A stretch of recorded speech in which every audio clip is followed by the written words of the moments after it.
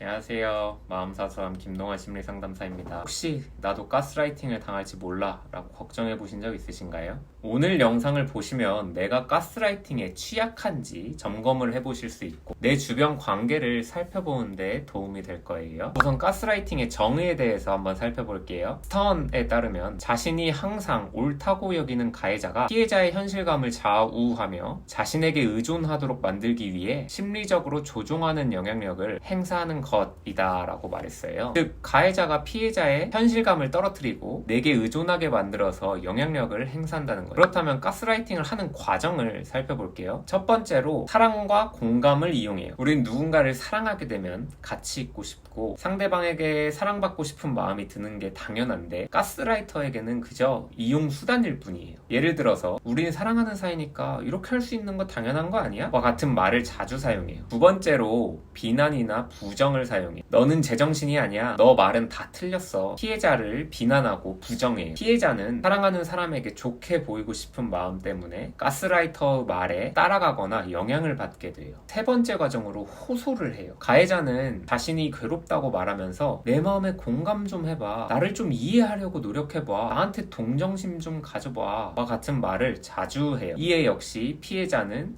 내가 사랑하는 사람이 괴롭지 않길 바라는 마음으로 상대방의 그런 호소에 더 끌리게 돼요. 네 번째로 다수의 공감을 이용해요. 가스라이터는 다수의 사람들을 정기적으로 만나서 공감적인 관계를 맺고 가스라이터를 거절하거나 밀어내기 어렵게 만드는 전략도 사용해요. 그렇다면 이 가해자들은 왜 그렇게 가스라이팅을 하려고 하는 걸까? 가스라이터의 공통된 심리적인 특징을 살펴볼게요. 아브람슨에 의하면 가스라이터들은 자신의 의견에 대한 다른 사람의 반대나 비난을 견딜 수 없다고 해요. 그리고 공통적으로 보이는 심리적인 특징은 버림받는 것을 두려워한다는 거예요. 이들은 대체로 어린 시절에 경험한 심리적 학대로 인해서 부적응적 대응 방식 중에 하나인 가스라이팅 행위를 배운 거예요. 그 외에도 두 가지 성향이 두드러졌는데 첫 번째로 소시오패스 성향이에요. 이들은 죄책감 없는 거짓말을 하고 다른 사람의 고통에 대해 무감각하며 언변까지 뛰어난 특징을 가지고 있어요. 두 번째로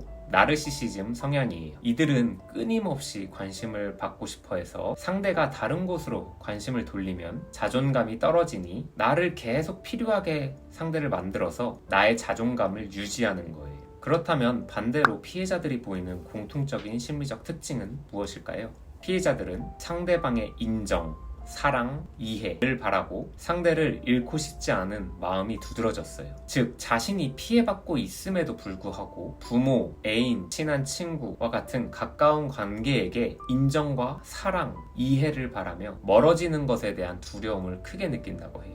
자, 그렇다면 국내 논문에 기재된 실제 상담 사례를 살펴보면서 가스라이팅은 주로 누가 했고 어떤 내용들이 있는지 한번 살펴보면 이해하시기 편할 것 같아요. 첫 번째 사례로 내담자는 20대 여성이었고 가스라이터는 어머니라고 밝혔어요. 이런 내담자의 어머니는 끊임없이 내담자를 오빠와 비교하고 너는 무엇이든 부족한 사람이니까 노력해야 한다 강요하면서 어머니의 말을 따르도록 했다고 해요. 어머니는 내담자에게 잘하지 않으면 죽여버리겠다 와 같은 강한 말들을 뱉으니 내담자는 내가 잘못하고 있어서 저런 말을 듣고 있는 거구나 라고 생각했고 엄마에게 인정을 굉장히 받고 싶었지만 잘 되지 않아서 공황을 경험했다고 해요. 두 번째 사례는 30대 여성이고 가스라이터는 어머니라고 또 밝혔어요. 내담자를 언니와 자주 비교했고 못하는 것에 대한 비난, 모욕, 구타가 있었다고 해요. 어머니는 늘 자신의 말을 좀 따르길 바랬고 내담자는 이 과정에서 스스로를 나는 병신,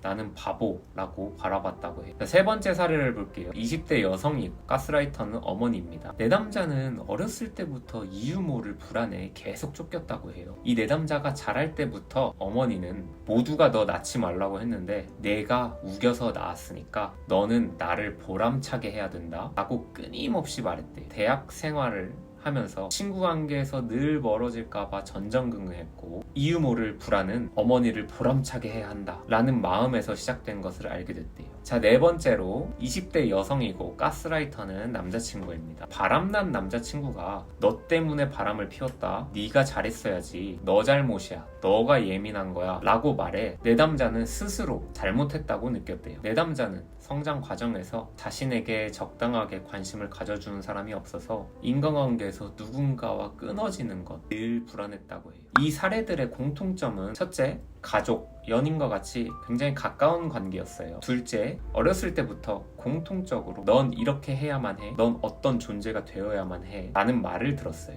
어머니의 말씀대로 어떠한 존재가 되기 위해 굉장히 노력했는데 이는 심리적으로 자신의 양육자, 나를 키워주는 누군가에게 인정받기 위해 당연한 행동이었을 거예요. 특히 성인이 아니고 초등학생, 청소년 시절에는 부모에게 비난과 모욕을 받아도 내가 여기를 박차고 나갈 수가 없어요. 내 집을 박차고 나간다는 것은 어렸을 때는 당장 의식주가 끊기는 굉장히 위험한 일이거든요. 그러니 엄마가 바라는 대로 되지 않을 때마다 내 스스로를 얼마나 괴롭혔겠어요. 난 부족해, 나는 바보야. 엄마가 말한 대로 내 스스로를 규정해버리는, 이렇게 자기 자신을 부족하고 잘못됐고 못난 사람이라고 여길수록 우울, 불안, 공황과 같은 부적응적인 심리적인 증상에 굉장히 취약해질 수밖에 없어요. 나아가서 이렇게 비난이나 모욕을 계속 들은 사람들은 자신의 감정을 알아차리는 것과 표현하는 것이 더욱 어렵게 돼요. 가스라이팅을 안 당하기 위한 예방법 역시 자신의 감정을 알아차리는 것과 관련이 있으니 오늘 내용을 잘 기억해 두시면 예방법을 이해하는데 큰 도움이 되실 겁니다. 마음사서함은 심리학에 대한 정보를 이해하기 쉽게 풀어드리니 빠르게 소식을 받아보고 싶으신 분들은 구독 버튼 눌러주시면 감사하겠습니다. 오늘도 시청해주셔서 감사합니다.